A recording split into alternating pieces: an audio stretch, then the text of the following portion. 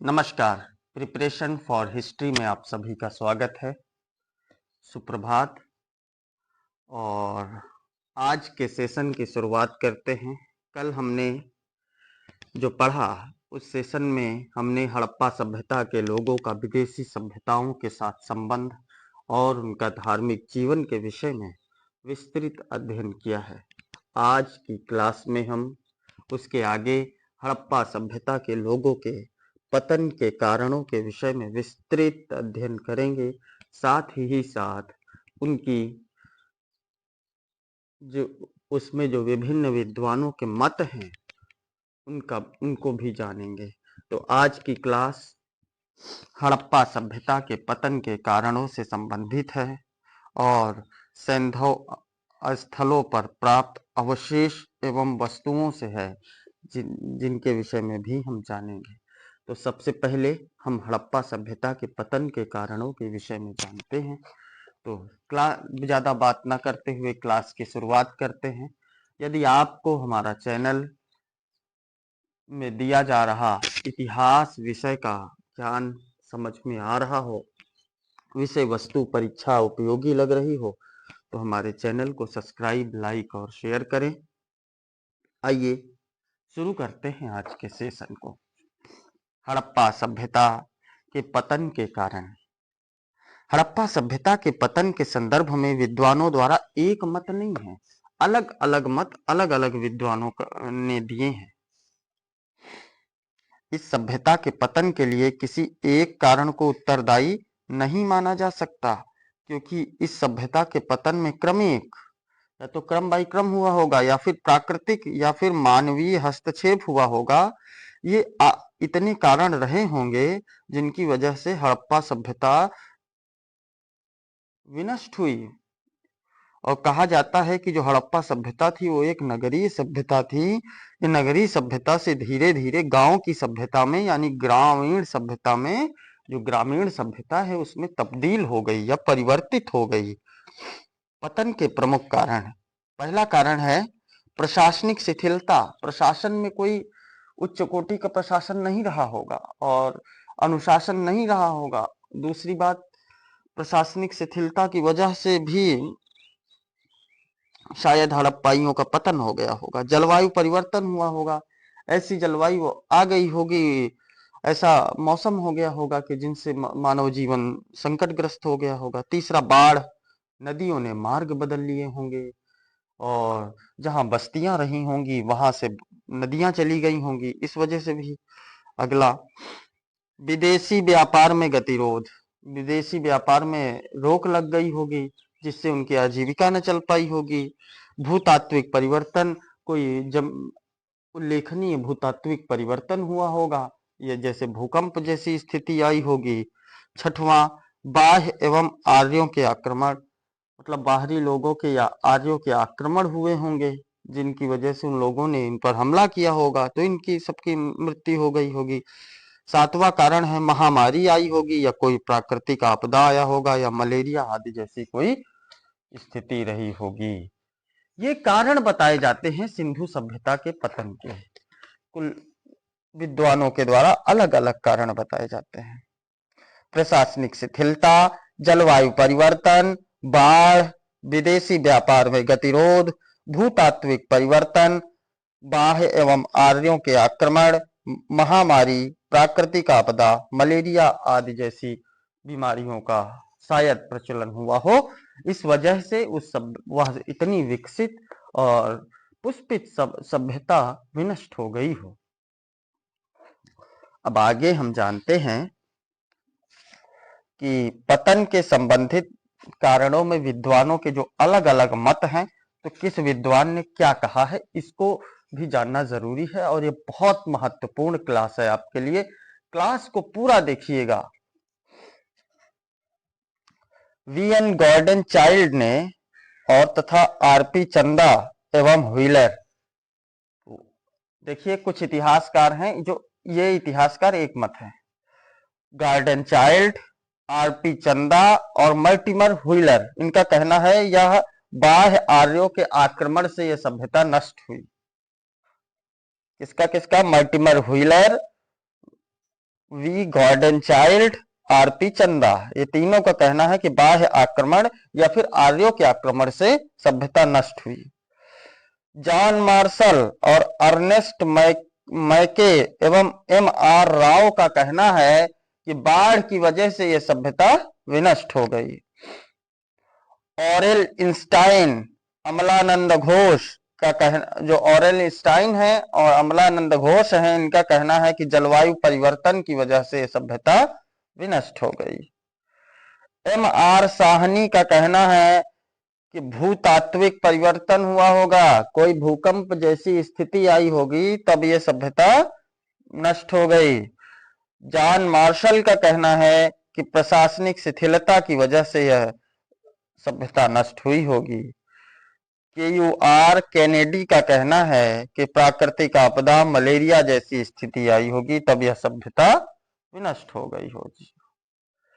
HT लैब्रिक एवं माधव स्वरूप का कहना है कि सिंध तथा अन्य नदियों के मार्ग परिवर्तन होने की वजह से भी यह सभ्यता नष्ट हो गई होगी।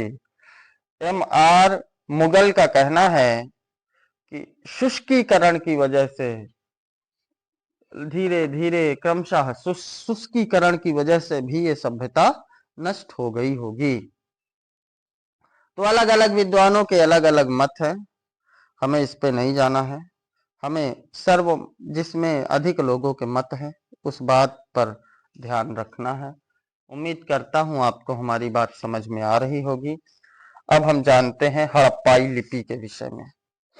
हड़प्पाई लिपि में लगभग 64 मूल चिन्ह एवं 250 से 400 तक अक्षर हैं।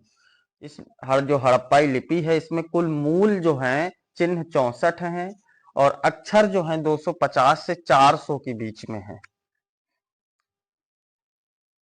जो सेल खड़ी की आयताकार मोहरों एवं तांबे की गुटिकाओं आदि पर मिलते हैं। जो सेल खड़ी की मूर्तियां मोहरे हैं या फिर जो तांबे की गुटिकाएं हैं उनमें ये चीज मिलती है। जो ये अक्षर हैं या फिर जो 64 प्रकार के मूल चिन्ह हैं। हड़प्पा लिपि का पुराना नमूना 1853 ईस्वी में मिला था और 1923 ईस्वी तक पूरी लिपि प्रकाश में आ गई थी। जो हड़प्पा लिपि है उसका पहला जो नमूना था पुराना वो 1853 ईस्वी में जो रेलवे की खुदाई हो रही थी उसमें मिला था और 1923 ईस्वी तक आते आते पूरी लिपि प्रकाश में आ गई थी। सबको पता चल गई थी कि एक ऐसी लिपि है। ऐसे लोग थे जो बहुत ही आधुनिक थे लेकिन अब वो नष्ट हो चुके हैं।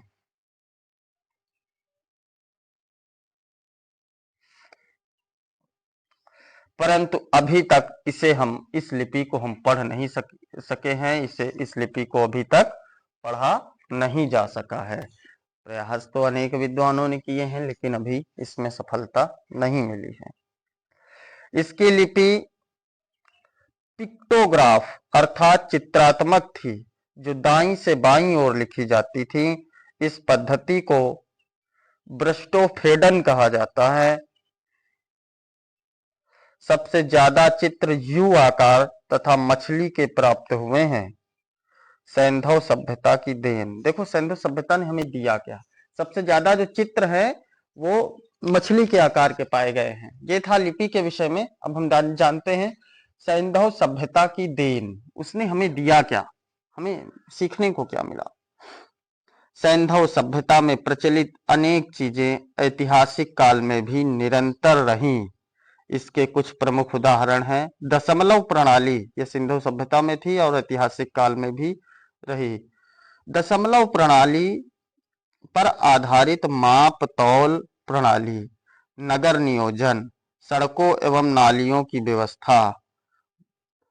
नगर नियोजन कैसे करना है, सड़कों और नालियों की व्यवस्था कैसी होनी चाहिए, ढकी हुई होनी चाहिए। बहुदेववाद, बहुत सारे देवताओं को पूजा करना तथा बहुदेववाद का प्रचलन तथा मातृ देवी की पूजा, ये सब हमने सिंधु के सभ्यता के लोगों से सीखा है।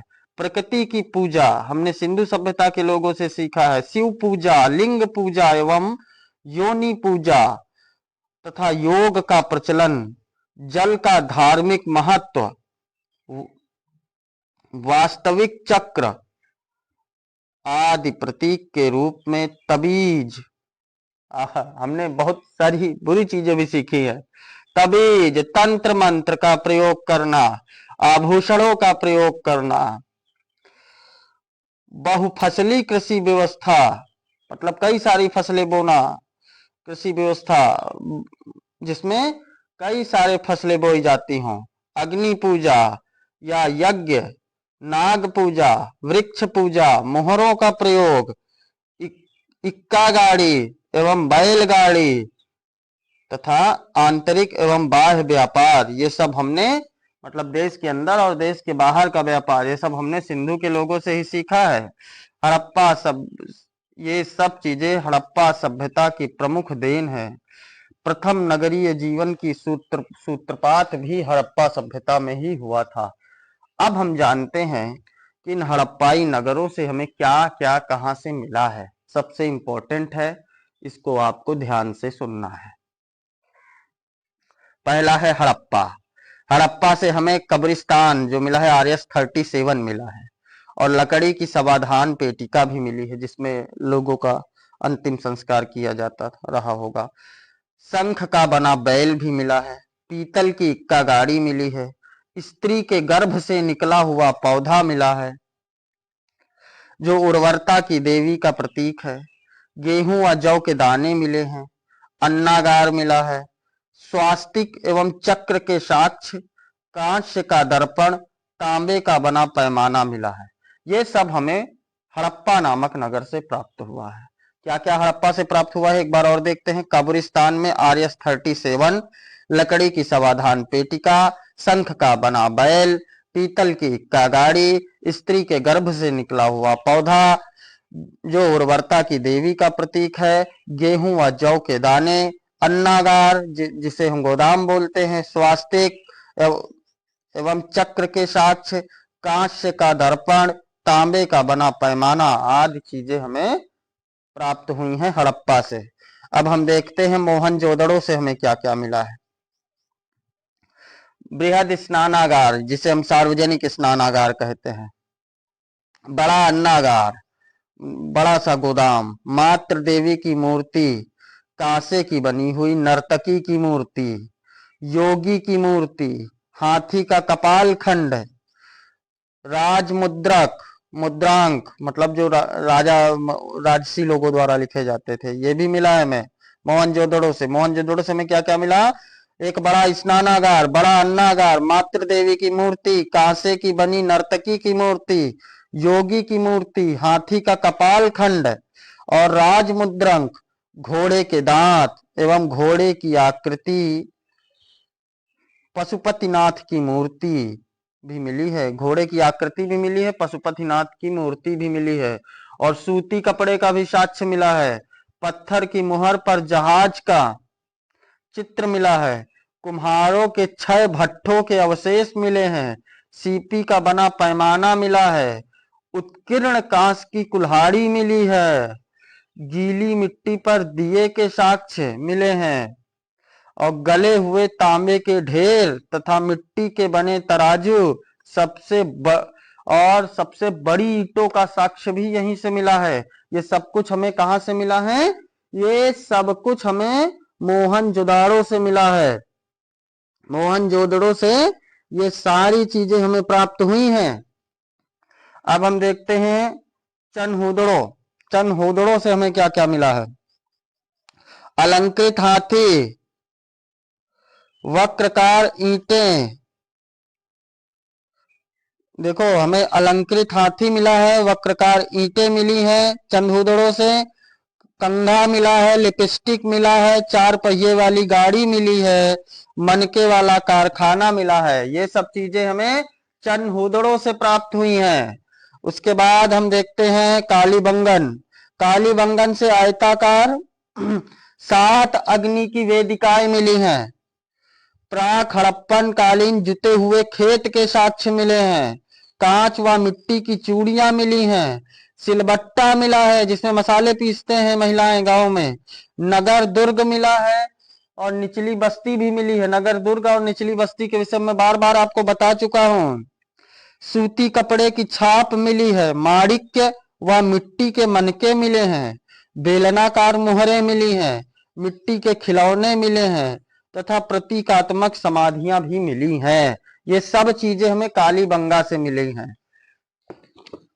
तो हमने हड़प्पा से क्या क्या मिला ये देख लिया, मोहनजोदाड़ो से क्या क्या मिला ये देख लिया, चनहुदड़ो से क्या क्या मिला ये देख लिया, कालीबंगा से क्या क्या मिला ये देख लिया। अब आगे देखते हैं। लोथल, लोथल से हमें बंदरगाह है लोथल, यहां से हमें धान मिला है, चावल मिला है और बाजरे का साक्ष्य मिला है। घोड़े की 3 मणि मूर्तियां मिली हैं। फारस की मुहर, 3 युग्म समाधियों मतलब युग्म मतलब एक साथ भी मिली है। धान की भूसी भी यहीं से मिली है। हाथी दांत का स्केल भी जिससे लंबाई नापते हैं स्केल मिला है। मनके बनाने का कारखाना, यज्ञ के लिए यज्ञ वेदियां, तांबे का कुत्ता, ये सब चीजें हमें मिली हैं लोथल से। बनावली, अगला स्थान है बनावली।